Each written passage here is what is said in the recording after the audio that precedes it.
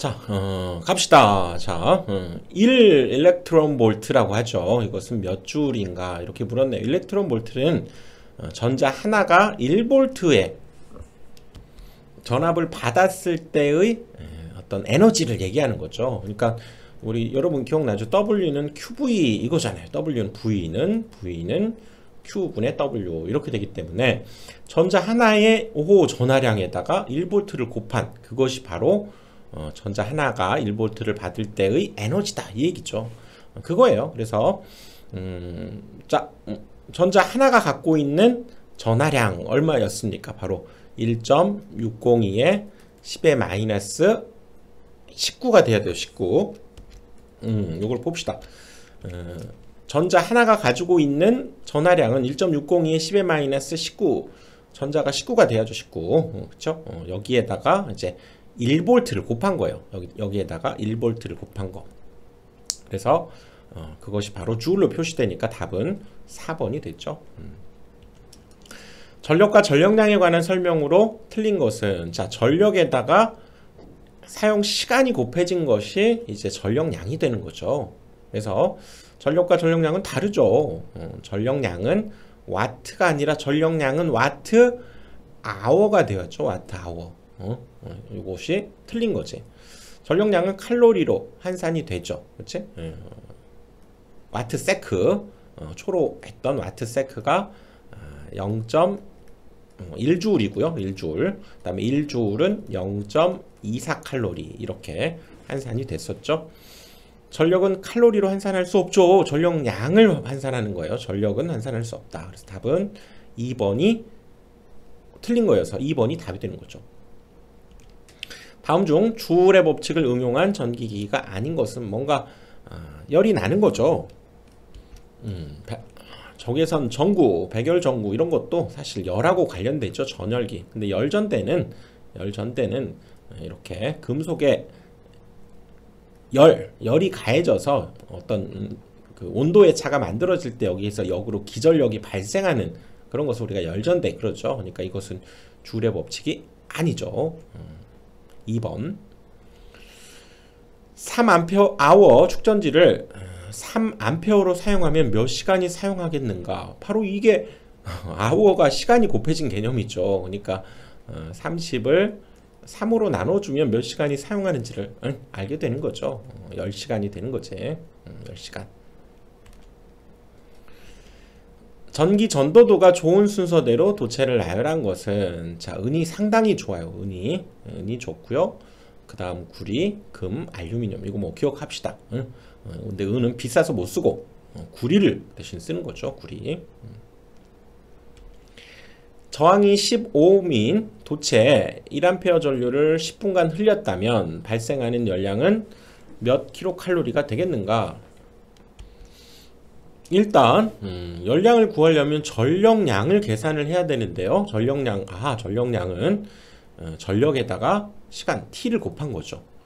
자, 전력은 뭡니까? 전력은 여기 보면 저항과 전류가 주어져 있으면 I제곱 R을 이용해서 구해야 되는 거였죠. 그래서 공식이었지. 여기에다가 이제 시간 10분은 어떻게 됩니까? 바로 10 곱하기 60을 해서 초로 바꿔야죠. 그러면 얘는 600초가 되기 때문에 자, 갑시다. 어떻게 됩니까? 0.24 곱하기 t가 되는 거죠. 또는 0.24 곱하기 i제곱 rt 이렇게 해줘야죠. 그치? 방금 했던 대로. 그래서 얘는 0.24에 i가 얼마입니까? i가 1A죠. 1에 제곱해봐야 1이고 거기에 저항도 10이네요. 10 곱하기 그리고 얘가 600초 이렇게 되는 거죠. 이걸 계산해 보니까 1440이 나오네요. 계산해 보면. 근데 이것은 칼로리죠. 칼로리 0.24 칼로리이기 때문에 이걸 킬로칼로리로 바꾸려면 1000으로 나눈 1.44 킬로칼로리 이렇게 답을 해줘야 되겠죠. 2번이지.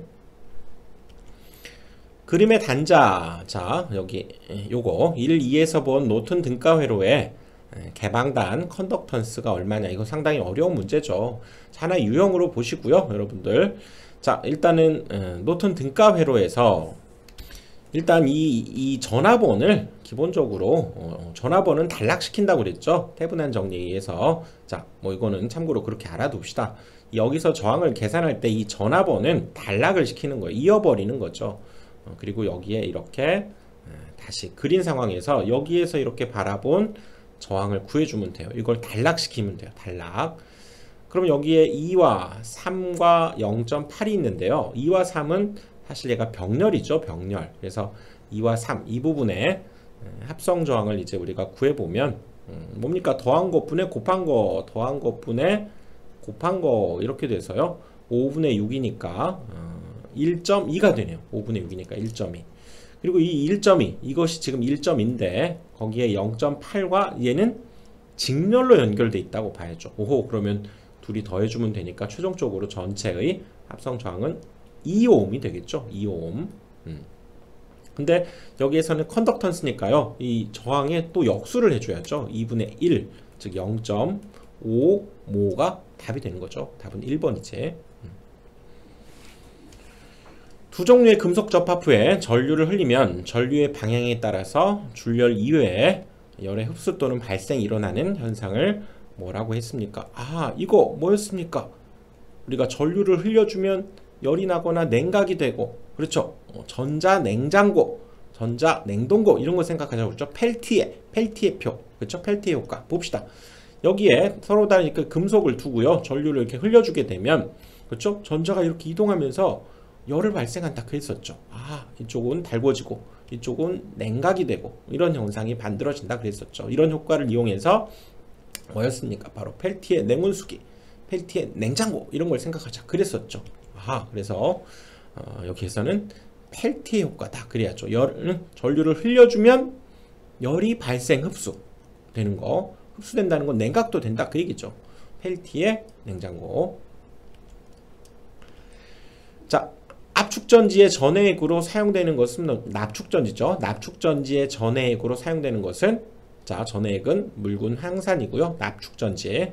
그래서 음극재는 납, 양극재는 이산화 납이 되겠네요. 답은 전해액 H2SO4 묽은 항산.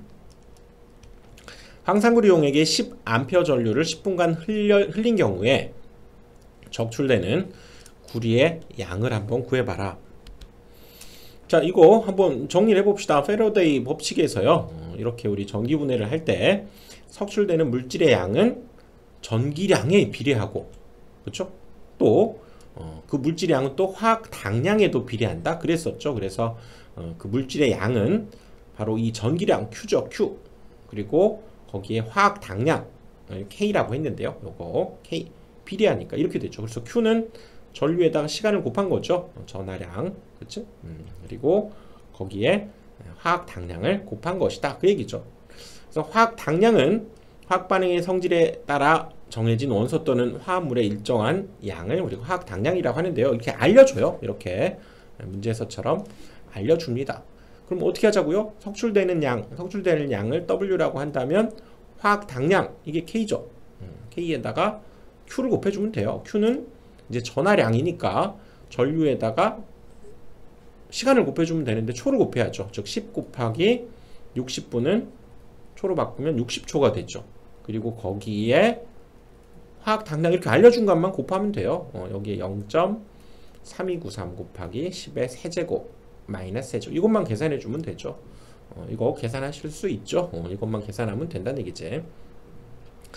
그랬더니 답이 1번이 나오네요. 전지에 관한 사항이다. 감극재는 어떤 작용을 막기 위한 것인가? 자, 감극재는 수소가스가 생겨서 기설력이 감소하는 현상을 막는 거죠. 수소가스가 생겨서 기전력을 감소되는 그런 현상을, 이걸 우리가 분극작용이라고 한다는 거죠. 그걸 막기 위한 거. 답은 분극작용. 자, 분극작용은 수소가스가 생겨서 기전력이 감소하는 현상, 분극작용 기억을 합시다. 자, 열전대는 무슨 효과를 이용한 것인가? 자, 열전대는 그쵸, 역으로 여기에 두 금속에 열이 들어가고 또 냉각이 되고 온도차가 발생하면 여기에서 전류가 만들어지는 것을 우리가 열전대, 그래서 전자 온도계 이런 것을 활용하는 것이 바로 열전대인데요. 자, 이것도 한번 살펴봅시다. 제베크 효과였죠. 제베크 효과. 두 금속이 있을 때 한쪽을 역으로 냉각을 시키고 쪽 라이터로 이렇게 불을 밝혀서, 그러면 여기에 내부에 있던 전자가 이렇게 에너지를 받아서 이동하면서 전기 에너지를 발생하게 되는 거였죠. 그래서 이런 온도 차이에서 기전력이 발생하는 것을 제베크 효과다 그러고, 그렇죠? 손목시계에서, 그렇죠? 공기와 이 사람의 체온의 차로 이게 전지 없이도 이렇게 손목시계가 돌아갈 수 있다 그랬었죠. 그래서 열전대는 바로 제백 효과를 이용한 거죠. 다음 중 망간 건전지의 양극 우로는 무엇을 사용하는가? 자, 망간 건전지는 대표적인 1차 전지인데요. 음극으로 아연, 양극은 탄소 막대. 이 문제를 통해서 하나씩 알아간다 이렇게 생각을 해야죠. 탄소 막대, 음극이 망간, 음극이 아연. 전기 분해를 통해서 석출된 물질의 양은 전류와 어떤 관계가 있는가? 전기 분해를 통해서 석출된 물질은 전류를 많이 공급하면 많이 나온다 그 얘기죠. 그치? 비례한다 그 얘기지. 1번이죠. 앞에 했었지. 전기량, 전류에도 당연히 비례한다 이렇게 볼 수 있죠. 알칼리 축전기의 대표적인 축전지로 널리 사용되고 있는 2차 전지는 뭡니까? 바로 니켈 카드뮴 전지. 이거 우리 충전지 얘기하는 거죠. 니켈 카드뮴 전지 대표적으로 쓰고 널리 쓰고 있는 거죠. 황산구리 전해에게 두 개의 구리판을 넣고 전원을 연결했을 때 음극에서 나타나는 현상으로 옳은 것은, 자 한번 볼까요? 이렇게 생긴 황산구리, 그쵸? CuSO4 전해액에다가 이렇게 구리판을 놓고 전원을 연결했을 때 뭐가 나타났죠? 이쪽에서는 여기가 플러스 마이너스 이렇게 되면서요. 이렇게, 그쵸? 플러스는 여기 음극 쪽으로, 마이너스는 양극 쪽으로 이렇게 달라붙으면서 구리 자체가 여기 달라붙는다는 얘기죠. 그러니까 구리판 자체가 두터워지겠죠. 음극에서 나타나는 현상이니까 여기 음극이에요. 음극에 구리가 달라붙으면서 구리판이 두터워진다. 답은 2번이 되는 거죠. 전기 분해에 석출되는 물질의 양은 전해액을 통과한 총 전기량에 비례하며 그 물질의 화학당량에 비례하는 법칙을 뭐라고 했습니까? 패러데이죠. 패러데이 법칙. 답이 4번. 두 개의 서로 다른 금속의 접촉점에 온도차를 주면 방금 했던 거네요. 열 기전력이 생기는 현상. 여기에 온도차를 주게 되면 전기 에너지가 만들어지는 현상. 제백 또는 제백 효과다. 이렇게 얘기하죠. 제백 효과. 이렇게 하게 되면 기전력이 전자가 이동하면서 기전력이 발생하는 효과. 그랬죠? 제어백 효과, 제베크 효과라고도 하고요. 제어백, 이게 외국어이기 때문에 조금 이렇게 표기들이 그렇게 달라요. 같은 거지. 자, 전지의 전압 강화의 원인으로 틀린 것은, 자 봅시다. 전지의 전압 강화 요인은 바로 분극작용. 아까 했죠. 수소가 원인이 돼서 생기는 분극작용. 그 다음에 불순물 때문에 생기는 국부작용. 그 다음에 자기방전. 이런 것이 있죠. 이거에 해당되지 않는 산화작용은 아니네. 그쵸? 1차 전지로 가장 많이 사용되는 것은 뭐였습니까? 바로 망간이죠. 망간. 그치? 1차 전지는 재생이 불가능한 전지고 탄소, 망간, 공기전지 이런 것들이 있어서 망간 전지를 가장 많이 쓴다. 그 얘기죠. 서로 다른 종류의 A, B를 접속해서 접합점에서 온도차를 가하면 기전력이 발생. 또 나오네요. 온도차를 주게 되면 기전력이 만들어지는 거죠. 바로 이게 열전대였죠. 열전대. 그래서 전기 온도계 이런 것들을 우리가 활용한 것이 열전도대가 아니라 열전대죠. 열전대. 이것이 아니고 열전쌍이 열전대를, 이거 순간 착각했는데 함정에 빠졌네요. 이거 아니고 열전쌍이어야죠. 열전쌍을 열전대라고 하고요. 두 종류 금속이 접합해서 온도차를 가한 경우에 기전력이 발생하는 거죠. 이게 아니고 기전력이 발생하는 현상이 열전쌍이 되는 거죠.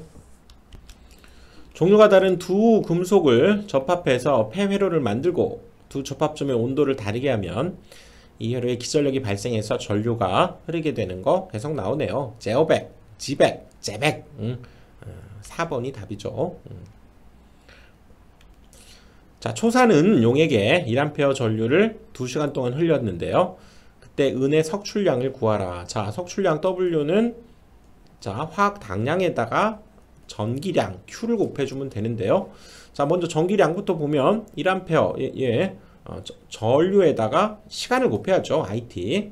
그러니까 1A 곱하기 2시간은 초로 바꿔야 돼요. 그래서 2 곱하기 60분, 그 다음에 60초 이것이 되어야 되죠. 거기에 바로 이 K가 주어져요. 화학 당량 이렇게 주어진 값 1.1 곱하기 10의 마이너스 세제곱 이걸 계산해 준 값이 되겠죠. 이거를 이제 계산기로 두들겨 보니까 7.92가 나오네요. 그쵸? 7.92 3번이 답이죠. 막상 어렵지 않아요. 요거 KQ 자, 이렇게 해서 됐고요. 다음 강의에서 다시 또 이어서 진행해 보도록 하겠습니다. 이번 강의는 여기까지.